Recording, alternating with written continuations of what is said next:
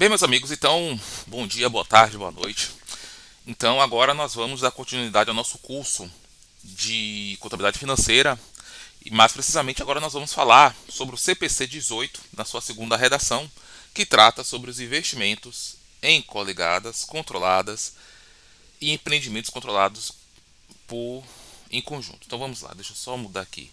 Deixa eu sair daqui, botar os slides, transição, prontinho. Então agora nós vamos depurar, detalhar esse CPC aí, que é o CPC 18 em sua segunda redação. Beleza. Então, deixa eu botar você aqui. Prontinho. Então, qual é a ideia central do método de equivalência patrimonial? Né? É que qualquer alteração quantitativa no patrimônio líquido da investida deve ser reconhecida de forma proporcional pelo investidor. Então vamos depurar, essa parte aqui do normativo. Bem, beleza. Então qualquer alteração quantitativa. O PL ele pode sofrer dois tipos de alterações: alterações qualitativas e quantitativas. Quando eu me refiro a alterações qualitativas, eu estou me referindo a elementos do PL. Elementos do PL. Quando eu me refiro a alterações quantitativas, eu estou me referindo a valores dos elementos do PL. Vou dar um exemplo. Vamos pensar que eu tenho uma entidade A que tem um PL composto por capital social de 100 e reservas de 200. Então o total do PL vai ser 300. Se porventura, em outro momento, essa empresa ela ofere lucro no valor de 50, então como é que ficaria? Capital social de 100, reservas de 200 e lucros acumulados de 50. Então, observe aqui, eu tenho 100, 250, 250. Então, eu tive uma alteração aí quantitativa. Por quê? Porque observe, opa, perdão, aqui é 350, não é? Eu botei errado, 250, não, aqui. Opa, deixa eu mudar aqui. Então aqui é 350. 300, 350. Ora, o meu patrimônio era de 300, foi para 350. Então houve uma variação no valor do patrimônio líquido. Se eu estou me referindo a uma variação no valor do patrimônio líquido, estou me referindo a uma variação quantitativa. Quantitativa. Certo? Agora vamos fazer o seguinte. Eu vou pegar a mesma situação anterior. Eu vou pegar essa mesma situação aqui. Então, o capital social é de 100, reservas de 200 e lucros acumulados de 50. Então, meu patrimônio líquido é 350. Agora vamos fazer o seguinte, vamos considerar a hipótese que esses lucros acumulados seja integrado a título de reserva e de capital social, ou seja, metade foi para capital social e metade foi para reserva. Então, como é que ficaria o meu patrimônio líquido? Então, meu capital social ficaria com 125, porque metade de 50 é 25. Reservas. Reservas ficaria com 225. Então, o total aqui ficaria 350. Observe que o valor do patrimônio líquido aqui não sofreu alteração. Ou seja, no primeiro momento ele era 350, depois dessas alterações, nessa distribuição do lucro acumulado, manteve-se o valor de 350. Então, nesse caso aqui, foi uma alteração qualitativa. Então, essa alteração qualitativa ela não interessa para fins de MAP, mas sim as alterações quantitativas, ou seja, aquelas que alteram o patrimônio líquido da entidade, certo? Então, deixa eu apagar aqui. Eu peguei o marca-texto, não é o marca-texto que eu quero. Deixa eu apagar aqui para sobrar espaço para eu explicar as outras partes do conceito. Deixa eu ir apagando. Apaguei aqui. Deixa eu apagar aqui também.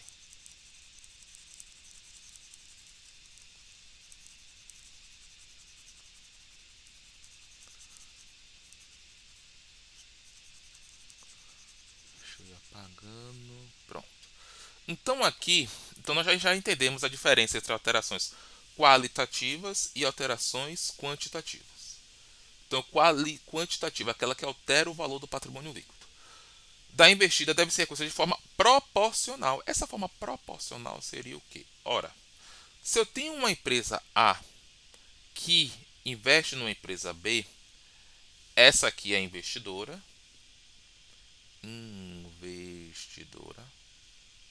e essa daqui é a investida, certo? Então eu tenho investidor e tenho investida. Ora, quando fala de forma proporcional, é a participação da empresa A no capital social da empresa B. Então, quando a norma diz de forma proporcional, né, essa ideia central do método da equivalência patrimonial são participações proporcionais no capital social da investida. Então, se a investida aumenta quantitativamente o seu PL, por exemplo, a investidora, de forma proporcional, reconhecerá isso no seu investimento. E essa proporção é a participação no capital social da investida, certo? Então, essa é a ideia central do método de equivalência patrimonial. Bom, então aqui nós temos a nossa agenda, né, partindo da ideia de que nós já sabemos a ideia central do método da equivalência patrimonial, e aí vamos aos demais tópicos. Vamos lá. Então, cenários de investimentos em sociedades. Então, deixa eu passar aqui os slides. Deixa eu até aqui. Beleza. Então, como nós tínhamos discutido anteriormente, eu tenho dois tipos de investimentos em sociedades: os investimentos temporários e os investimentos permanentes, né? A característica dos investimentos temporários é o ter pouca ou nenhuma influência. Pouca ou nenhuma influência. E uma característica importante aqui é quando se trata de pouca ou nenhuma influência, que os investimentos temporários ele não tem caráter duradouro. Não tem caráter duradouro. Duradouro. Certo? Então, essa é a característica dos investimentos temporários. Já o investimento permanente ele tem um caráter duradouro. Duradouro.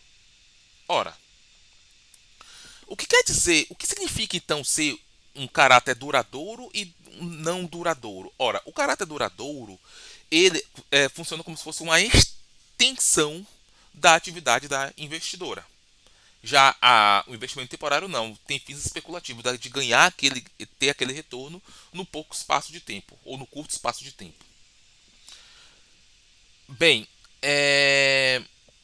os investimentos temporários, eles são avaliados pelo, é, são classificados como instrumento financeiro, ou pelo método do valor justo, né, de acordo com o CPC 48 e 46, combinando esses dois CPCs. Então aqui, os investimentos temporários, ou eu vou utilizar o CPC, na verdade eu vou utilizar o CPC 46 combinado com o CPC 48. O CPC 46 trata de investimento mensurado a valor justo, né, a mensuração a valor justo, e o CPC 48 trata de instrumentos financeiros, ou pelo método de custo. Porque qual é a ideia? Partindo da discussão que nós fizemos em outro momento. Ora, os investimentos, eu primeiro tenho que verificar o seguinte. Primeiro, eu tenho que avaliar ele pelo MEP. Ele não atende aos requisitos de serem avaliados pelo MEP. Então eu vou para o método do valor justo. Valor justo. Aqui aí eu tenho o CPC 46 ou 48. Não atende a nenhum desses dois. Aí eu vou para o método do custo. Então eu tenho que seguir essa sequência. Primeiro eu tento avaliar pelo MAP.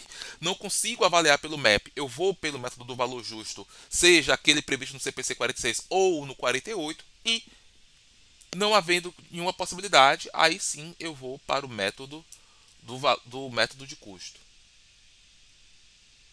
Pronto. Aí eu tenho os investimentos permanentes. Os investimentos permanentes, eles são avaliados pelo método da equivalência patrimonial e, se deixarem de ser avaliados pelo MEP, eles passam a ser avaliados pelo CPC 48, que é o método, ou o CPC 41, o CPC 46, que é o método do valor justo. Então, eu posso ter investimentos permanentes avaliados pelo valor justo, sim. Então, eu aplico aqui também o CPC 48. Então, o CPC 48 eu aplico nessa situação aqui quando CPC 46, perdão, não é 48. CPC 48 trata de instrumento financeiro. CPC 46. Então, o CPC 46 aqui, que trata do valor justo, eu aplico tanto para investimentos permanentes quanto para investimentos temporários, né? Então, essa é a ideia. Bom, então, investimento temporário, como disse anteriormente, eu tenho pouca ou nenhuma influência. Ou você quer ter uma valorização com ele, ou uma renda, juros e dividendos, e o relacionamento estratégico com a investida. Então essas são as características principais dos investimentos temporários, né? Ou seja, aquele que você não tem pouca ou nenhuma influência. Quais seriam esses benefícios que você teria com esses investimentos temporários? A valorização, a renda, né, juros ou dividendo, ou o relacionamento estratégico com a investida, né? Já é, o método de equivalência patrimonial, a ideia aqui é o seguinte: por esse critério, né, faltou dizer aqui que é o método de equivalência patrimonial, mas deixa eu botar aqui logo, né, o MEP. Pelo método de equivalência patrimonial, as empresas reconhecem a parte que lhe cabe nos resultados gerados por suas investidoras no momento em que tais resultados são gerados naquelas empresas. Então, se eu tenho uma empresa A que investe numa empresa B e essa empresa B ofere lucros, esse lucro, de acordo com aquela ideia central, deve ser refletido de forma proporcional na empresa A. Então, essa passagem quer dizer exatamente isso. Portanto, o método de equivalência patrimonial, de acordo com o magistério do FIPECAF, acompanha o fato econômico, que é a geração de resultados, e não a formalidade da distribuição de tal resultado. Então, se o fato econômico na investida foi o lucro, então de forma proporcional na investidora também eu tenho que reconhecer isso. Nesse sentido, como dito anteriormente, qualquer alteração quantitativa no patrimônio líquido da investida deve ser reconhecido no patrimônio líquido da investidora de forma proporcional, de acordo com o percentual de participação no capital social. Então, essa é o magistério do FIPECAF, que traz exatamente isso que nós já trouxemos anteriormente sobre o método de equivalência patrimonial. Bem, aí eu trago o exemplo. A empresa X participa de 60% do capital social da empresa XYZ. Sabe-se que essa empresa, durante o exercício de 2017, apurou um lucro de R$ 100.000. Qual o valor a ser reconhecido como resultado com MEP pela empresa X? Bom, então 60% de 100 mil é 60 mil, que é o valor do resultado com MEP. Então, esse seria o valor a ser reconhecido. E como é que seria essa contabilização, Bruno? Pronto. Então, aqui seria um débito e um crédito. Débito de investimentos,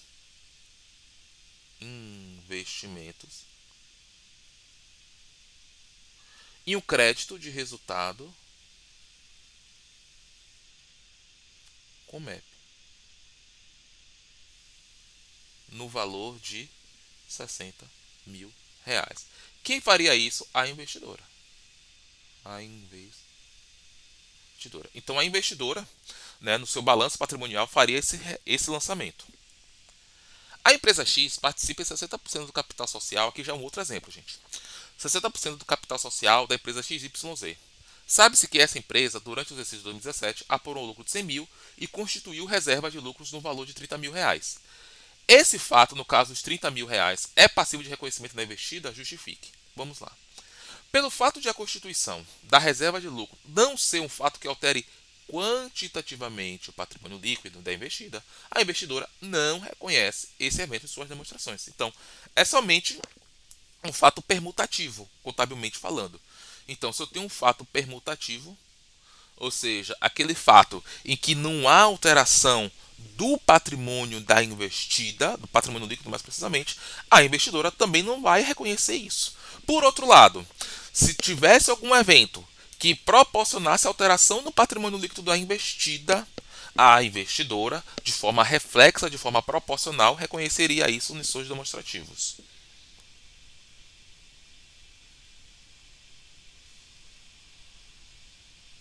Então vamos lá.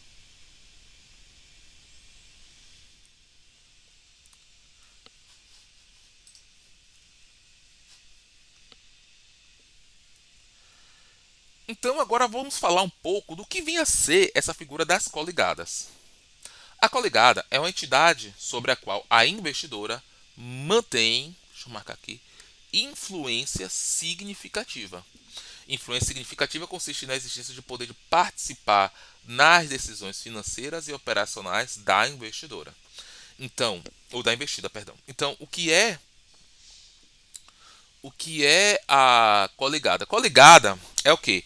É quando eu tenho uma empresa A, deixa eu pegar aqui. Eu tenho uma empresa A que participa do capital da empresa B de forma tal que essa investidora tem influência significativa. Essa empresa A tem influência significativa sobre a empresa B. Sendo que essa influência significativa, deixa eu voltar aqui, ela refere-se a participar das decisões financeiras e operacionais da investida. Então, quando eu tenho uma coligada, a empresa A sobre a empresa B, ela participa nas decisões operacionais e financeira da investidora.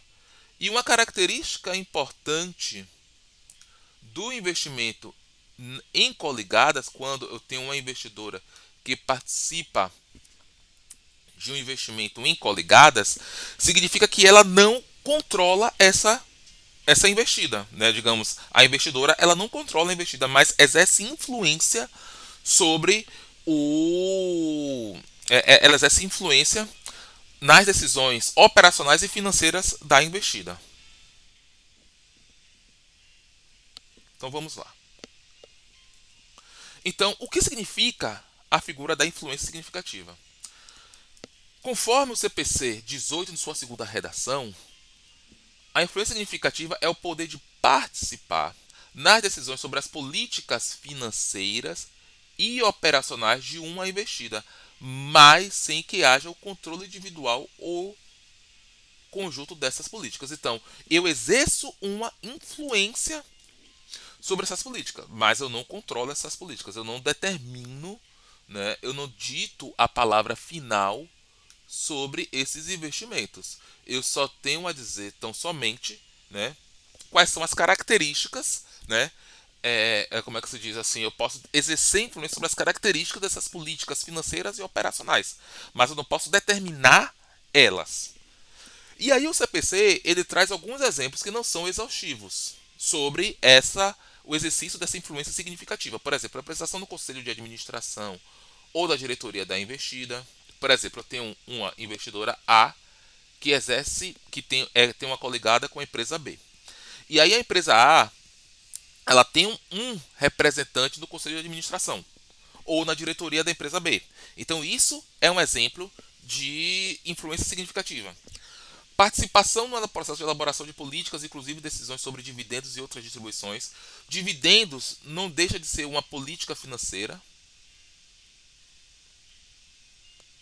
Então, quando uma empresa A, por exemplo, ela participa nas políticas de distribuição de dividendos, por exemplo, olha, a empresa B vai distribuir 50% do lucro líquido ajustado, por exemplo. e a empresa A exerce influência sobre essa determinação da empresa B, isso é um exemplo de influência significativa. Um outro exemplo, operações materiais entre investidor e investida. Por exemplo, a empresa A é, envia material para a empresa B, e a empresa B envia material para a empresa A. Então, isso é um exemplo de influência significativa. Intercâmbio de diretores ou gerentes e fornecimento de informação técnica é essencial. Então, tudo isso são indícios não exaustivos previstos no CPC 18, na sua segunda redação, sobre a influência significativa. E o próprio CPC 18, ele diz o seguinte: ora, o que nós acabamos de ver sobre investimento em coligada e controlada são evidências, é, vamos dizer, subjetivas para caracterizar a influência significativa. Porque nós temos também aquela determinação da influência significativa de forma objetiva. Então, eu tenho uma caracterização da influência qualitativa, que nós vimos anteriormente, como participação no conselho de administração, intercâmbio de gerentes e diretores, são exemplos de influência significativa qualitativa. Quantitativamente, de forma objetiva, seria o seguinte: se o investidor mantém direto ou indiretamente, deixa eu voltar aqui.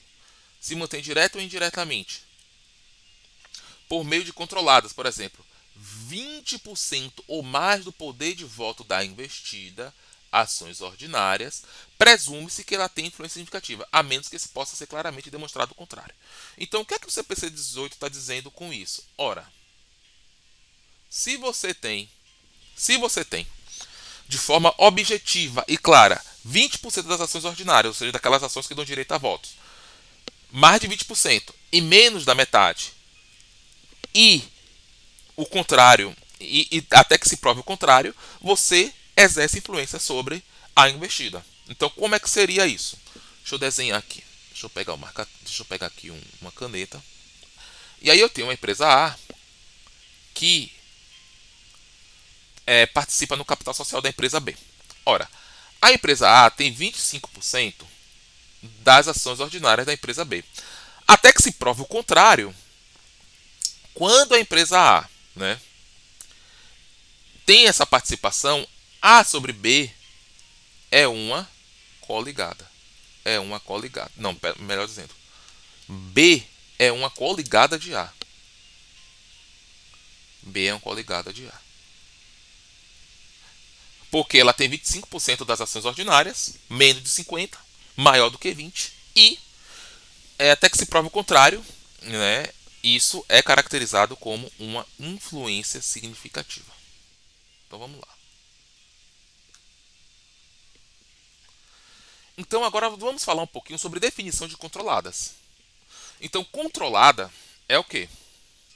É a entidade na qual a controladora, direta ou por meio de outra controlada, tem o poder de assegurar de forma permanente preponderância nas suas deliberações sociais e de eleger a maioria dos seus administradores. Então, observe que a influência da investidora sobre a investida na coligada é muito maior. Ela dita as regras na investida, ao passo que na coligada a investidora ela exerce influência, mas não determina. Aqui é o contrário. Aqui eu exerço influência e determino. E essa determinação é de forma permanente. Ela não é transitória. Então, para que haja o controle, eu tenho que exercer de forma permanente preponderância sobre as decisões políticas operacionais da organização, no caso, mais precisamente da investida. Então qual seria o reconhecimento? O reconhecimento seria pelo CPC 15 e a mensuração seria pelo CPC 18. Então, na verdade, aqui é o quê? Como uma empresa A, por exemplo, compra uma empresa B. Então, eu compro essa empresa aqui, ou seja, eu passo a ter mais de 50% das ações ordinárias de B. Então, nesse caso, essa empresa B é controlada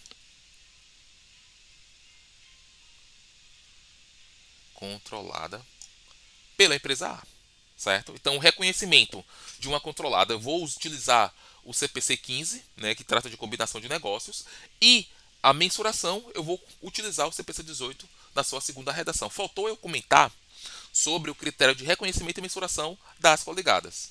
Deixa eu só passar aqui, só para comentar esse slide aqui, que eu acabei não comentando essa parte aqui. O reconhecimento é o CPC 18 e a mensuração também é pelo CPC 18. Então, eu utilizo o CPC 18 como reconhecimento e mensuração de coligadas, e de controladas eu só utilizo ele para a mensuração, que o reconhecimento é pelo CPC 15, que trata de combinação de negócios. Bom, feito essa análise aqui, eu vou parar o vídeo por aqui. Deixa eu só voltar aqui.